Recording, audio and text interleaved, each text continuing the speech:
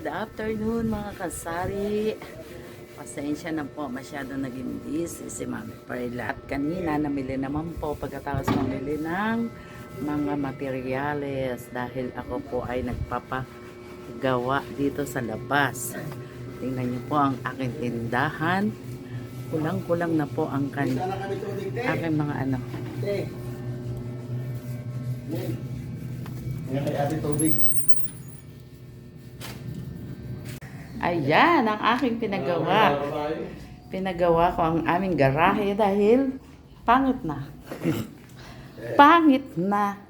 Pinaganda ng konti. Tapos nagpabubong para sa sasakyan, hindi na mababasa at maaarawan ng sasakyan.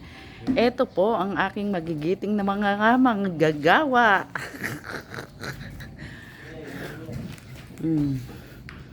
Ayan po ang pinagawa ko. Tiles with pebbles. Pebbles, ano ba tamang pronunciation? Pebbles? Pebbles.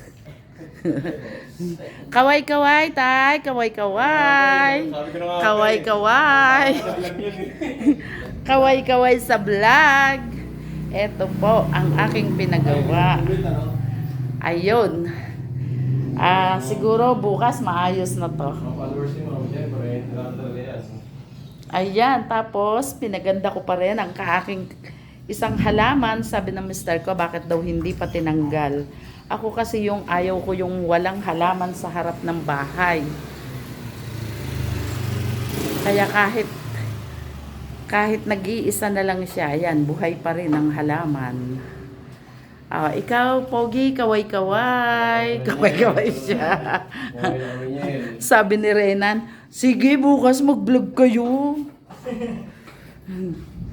Nagulat siya, naka-plug sa TV yung ano ko.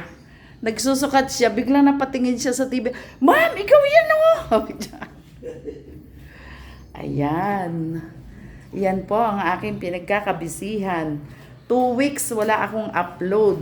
Kasi po, isa pa, namatay po yung aming PA. PA po ng pamilya, namatay. Sabi nga, nakalimutang huminga. Hindi po, nagkaroon po siya. Parang heart attack, 55 years old. Kaya tayo po ngayon ay mag-iingat-ingat. Parang nung Wednesday, 1 week na pala siya ngayon. Wednesday po siya nag-start na binurol, tapos ngayon Sunday po siya inilibing, kaya busy ang Mami Perla at siya ang naatasang magluto, mamalengke, tapos may gumagawa pa, kaya nung Thursday pina-stop ko muna yung mga gumagawa na dapat tapos na yan. Ang kaso nga po ay pina-stop ko po sila dahil ang hirap po sa sitwasyon na mamamalengke ka, tapos sasabihin sa'yo na itong mga nagtatrabaho mo, kulang na yung materyales, takbo ka na naman, ay patay na. Kaya ayan, kanina po is siningit ko ang pamimili. Galing po sa hardware at saka sa tiles. Ayan, isiningit ko po ang pamimili. Kaya yung iba na display na chichirya, yung mga dilata hindi pa. At ngayong araw din, 9 days na ni PA. Siya po si Ate Beng. Si Tita Beng po kung tawagin, kasi po talagang malapit po sa amin. Third cousin na po ng husband ko yon, pero naulila na siya, and then kung saan na masukan. Ngayon nagpunta dito sa biyanan ko, at dito na nga po siya inabutan, pero matagal kasi inalagaan pa niya yung mga anak ko. At nung yung bunso ko nga pala, nung mga anak ko, siya yung kasama ko nung time na yun. Talagang lumuwas pa siya dito kasi yung time na yun nandun siya sa Caloocan. Siya yung kaya nga PA personal assistant ng Family Cruise.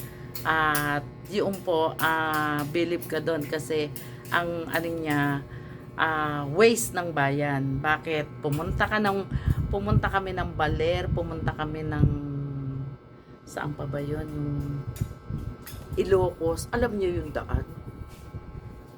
Alam niya kung saan niya ituturo yung daan. Tapos sa Manila, talagang hindi po siya pwedeng maligaw.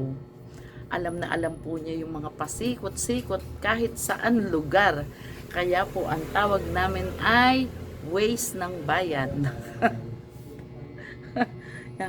Ayun, at nailibing naman po siya ng maayos, binigyan ng burol na maganda, kaya lang talagang wala na akong time para mag-vlog doon kasi talagang alam niyo po yung pagod, puyat, tapos pagdating mo doon sa chapel, hindi ko na talaga naisip mag-vlog. Ngayon pa lang ulit. Nakita ko yung last vlog ko 2 weeks na wala. At ngayon, eto, babawi tayo sa mga sari-sari store natin. At yung ginagawa ko po ay baka bukas hanggang or Friday ng hanggang tanghali tapos na yan. Ganun po ka-busy si Mami Perla. Kaya hindi na po siya nakapag-vlog. At next week, graduation naman ng aking anak. Napakalayo ang school niya ay sa Dagupan. So, doon pa kami pupunta. At doon, sana makapag-vlog tayo doon. Yun lang po ang aking simpleng video. I love you. Bye-bye.